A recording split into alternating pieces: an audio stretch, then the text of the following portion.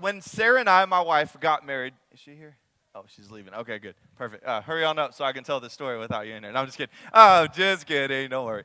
When Sarah and I got married, we had been married for about a week. And I had an experience that maybe some of you had as well.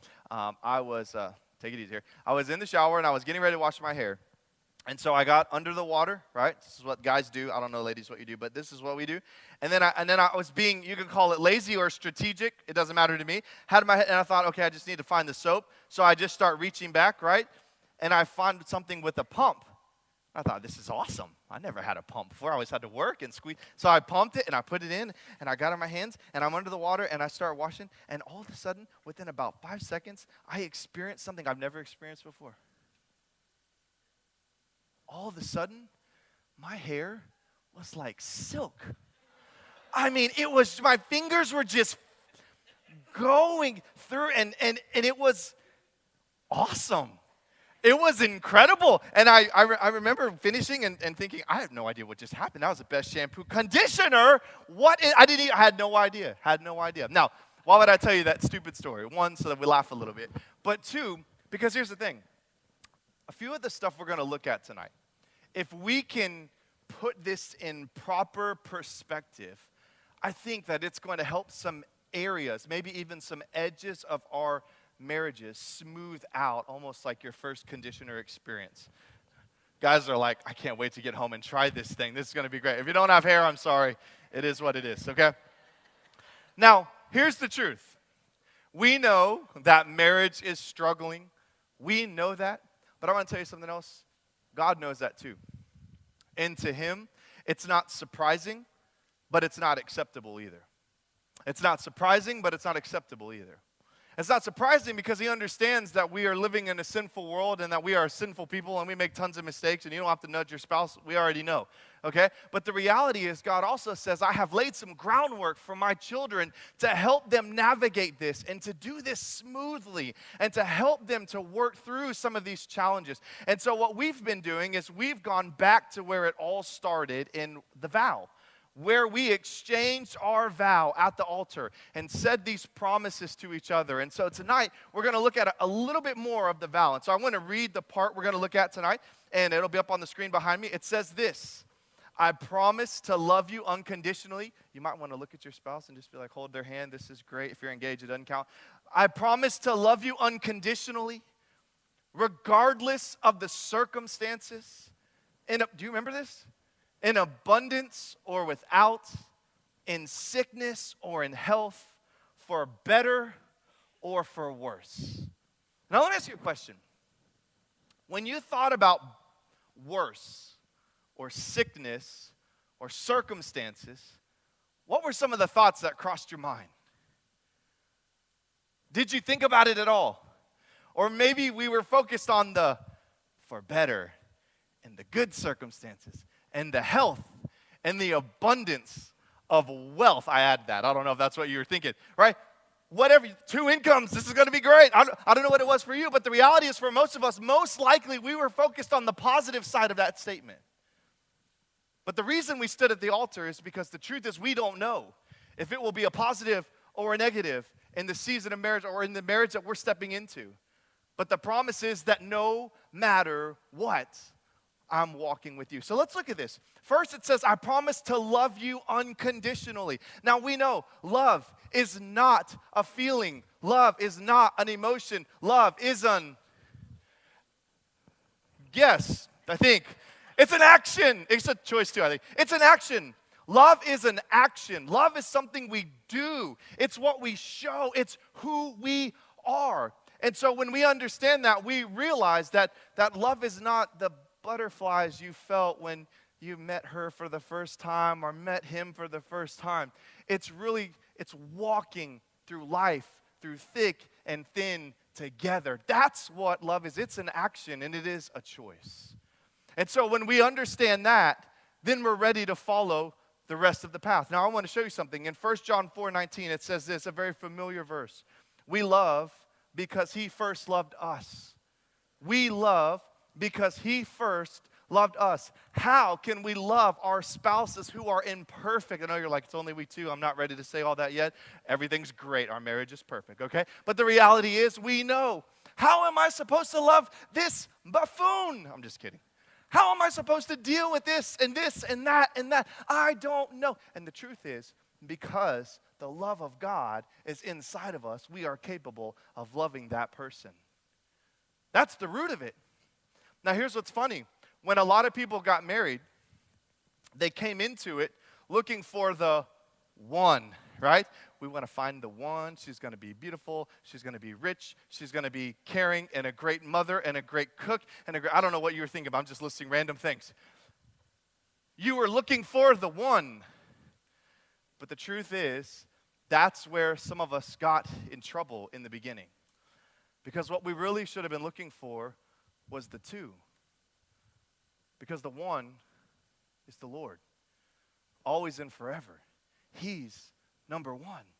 And so for some of us, we may still be struggling with this idea because we've been trying to take our number 2 and put them in the place of number 1. And because of that, we find ourselves in some trouble and some challenges. So love comes from God, and love is an action. Then it says to love is regardless of the circumstances. No matter what change takes place, we're ready. So here's a common one. Children. How many have children? Young or old, doesn't matter if you have children. Most of us in the room. This is a great, a wonderful blessing, right? Children are amazing. They're a challenge. They test you, they grow you, they push you, they mold you, but they're a wonderful blessing. But here's the thing. When that circumstance changed, okay, because let's be honest, before there was kids, it was just you and him or you and her. Things were probably great. You had a lot of free time, you got a lot of sleep, you did a lot of things, and you didn't have to do a lot of other things like change a diaper and all of this. It was different. And then all of a sudden we had kids and everything began to change. And here's what I want to point out to you, and this is what happens to so many. We forget the order of our life. See, at the beginning, it looks like this. Put up our first slide. When we're growing up, we're under our parents' roof. And then under our parents, we're under ultimately God's authority. God's number 1, our parents are number 2, okay? If you struggled with that, it's okay. You've grown up, you've moved out, you're good. And then we have our spouse. But the question becomes, okay, wait a minute, where does our spouse go? Does our spouse go in front of our parents or behind our parents? It may have depended how your parents were when you were growing up. But the truth is, it should look like that, right? We all agree. We talked about this a little bit last week. So we have God, and then we have our spouse, and then below that we have our parents. But then we have a change that happens, and it's called kiddos, and it looks like this because we go, okay, now what? Where do my kids go? Because I love them to death, and they're so cute. They do everything I say. That's just my kids, sorry. But the truth is, our spouse remains above our kids. Don't change the screen yet. Our spouse remains above our kids. Look at it. Now, this is important because here's what happens. We get going in life with kiddos, and they creep their way up to the top, right? No one says, today my kids are taking over, right? Well, maybe some of you just gave up and that was it, okay? But that's not the story here. The truth is they creep their way in, and the next thing you know, they are ruling, and you can't remember the last time you and your wife sat down and actually had a face-to-face talk. You're welcome for date night, okay? That's the whole point of this thing. You are welcome. The reality is this is a dangerous thing. Because here's the truth, guys. Of course, we are parents forever on this earth, and they're always going to be our kids, but parenting is a temporary assignment. It's a temporary assignment until they're grown up and they're gone, and you shoot them out like arrows, Proverbs tells you, shoot them out into the wind, not happily, should be a little sorrow, okay? But you shoot them out, and your expectation is they're going to go and do something for the kingdom, make an impact on the world, and you are done in vacation time. I'm just kidding. That's not it. But the reality is they're a temporary assignment, but our marriage is what? Is the promise was till the day we die. And so we want to be careful with the order, the circumstance. When it changes, we want to make sure we keep that proper order and always note that God is at the top. Now, it also says to love in abundance or without. On that same token with kids, I feel like this is always a tender subject, but it's so important to know. I know there are probably some of us in this room that are struggling right now to have kids for whatever reason, whatever circumstance it might be.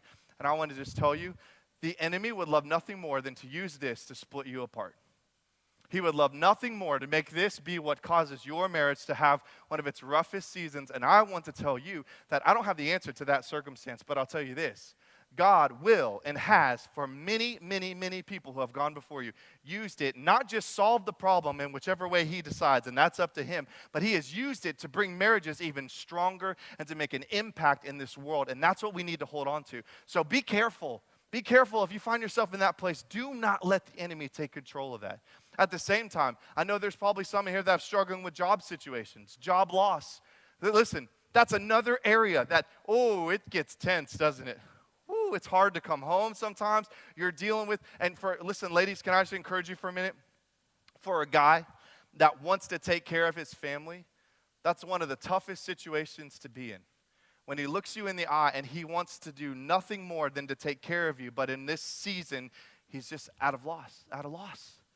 And ladies, I want to encourage you, we have not gone through this ourselves, but I have walked with a handful of people here recently that are going through this. Can I tell you, ladies, the best thing you can do is to encourage your husband and to make sure he knows that you still respect him. If you can do that, you will give him the strength to endure this situation, and you will make it out on the other side. But be careful, because the enemy loves to use this to cause problem. Then it says, love is also to love in sickness and in health. Now, there's a multitude of sicknesses we can talk about, but did you know that chronic illness plagues 50% of Americans? Did you know that? Chronic illness. Chronic illness means it's an everyday thing. It's an ongoing thing that is constantly bothering someone. It could be cancer. It could be asthma. It could be I have a list. Let me not try to memorize all that. All right, these cancer, diabetes, heart disease, chronic fatigue, asthma, arthritis. Some are bigger than others, but all of them are what? And they're a nuisance. Let's just be honest. They're a nuisance. Here's the sad thing. 75% of marriages that one or more of the spouse is struggling with chronic disease, chronic illness, end in divorce. Now, I'm not making that up. And so what I'm saying to you is there's a lot of different ways we can look at sickness, but this one is the one that's the most common. And this is the one that's the most destructive. So what I've done on your table, because I don't have time to go over all of this, I actually have a little sheet of paper that's got 8 tips for couples, for marriages that are going through a season of chronic illness. And it's just a tool to give you some things to think about, some things to pursue, some things that we feel can be helpful for you as you navigate these days. And so I'm not going to read them to you. I just want you to take that.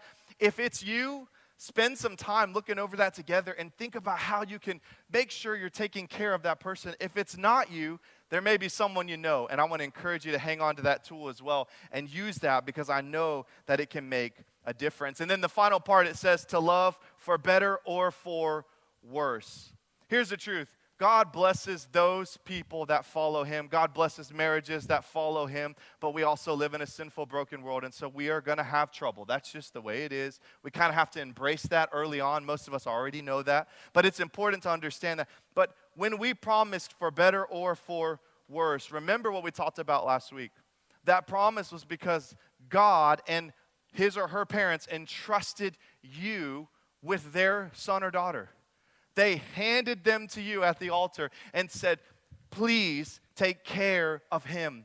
Please take care of her. And so when we say for better or for worse, we make this lifelong commitment. But here's the deal. For the Lord, it's so important because when you reflect him to your spouse, when you reflect the Lord to your spouse, you remind your spouse of who God is to them. You are their physical example of who God is and the Father that he wants to be to them. And so when you and I live for the Lord, we represent him to our spouse. And guess what? That's what helps us to navigate the difficult days. We love each other. So therefore, we choose for better or for worse, regardless of the circumstance, in abundance or without, in sickness or in health. That's the promise. Thinking about how life can be hard, Sarah, my wife, the other day was telling me a story, and Sarah's worked at Chick-fil-A for 8 years now, and she started that journey working in the local stores here in Katy and around town. And while she was working there, she met a couple, an old elderly couple, that started coming in on a regular basis. And my wife can talk to anyone. She's friends with everyone. It's amazing. I don't know how she does it. And so she became instantly friends with this couple and found out that they were coming to Chick-fil-A every morning after they had finished her treatments for cancer. And they did this for a long season, and eventually they both stopped coming in, and it was because she had passed away. And months later, after that time was over, months later, Sarah was here at Second Baptist Church, and she was walking through the parking lot, and lo and behold, there was the man that she had seen almost daily, bringing his wife to treatments and then taking her to Chick-fil-A, sitting with her, loving on her, walking with her through thick and thin. And she said, he saw me from a distance. He stopped dead in his tracks in the parking lot, and he just began to cry. And she went up and she hugged him, and she's telling me this story, and I'm thinking about, look, that's what love looks like. That's what it looks like to walk to the end. That's what it looks like. And can you imagine what that man's going to experience when he stands before God and God says, how did you take care of my daughter that I entrusted to you? I believe God's going to say, well done, my good and faithful servant. And I hope for you and I that we'd keep that perspective, particularly with sickness, that we would remember that we've been entrusted with this person. And it's an incredible opportunity, but it is also a responsibility. If we can shape some of these things, reframe how we look at these, we prepare ourselves for whatever may come. But regardless, here's the greatest thing that happened when you got married. No longer is it one person trying to struggle through life together. Now it's two. And the team is stronger and more capable, and you can do it whatever it is. So that's our encouragement to you tonight as we continue to walk through the vow. Let me pray for us.